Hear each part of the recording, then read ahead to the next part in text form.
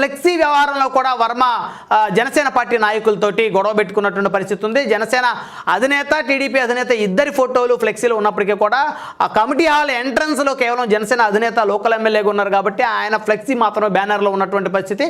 అయితే ఆ బ్యానర్లో కూడా చంద్రబాబు నాయుడు గారి ఫోటో లేదని చెప్పేసి పిఠాపురం వర్మ గొడవ చేసి జనసేన పార్టీ నాయకులతోటి ఆయన గొడవ పెట్టుకున్నటువంటి పరిస్థితి. అయితే ఎప్పుడైతే పిఠాపురం నియోజకవర్గంలో వర్మ గొడవ చేస్తారో, వర్మ దగ్గర నుంచి ఒక వాయిస్ బయటకు వస్తుందో ఇంపాక్ట్ రాష్ట్ర వ్యాప్తంగా పడినటువంటి పరిస్థితి ఉంది. రాష్ట్ర వ్యాప్తంగా కూటమి విచ్ఛిన్నమైనటువంటి ఒక పరిస్థితి ఏర్పడుతుందని చెప్పేసి జనసేన పార్టీ అధిష్టానం కూడా గమనించినటువంటి పరిస్థితి, అదేవిధంగా టీడీపీ అధిష్టానం కూడా గమనించినటువంటి పరిస్థితి.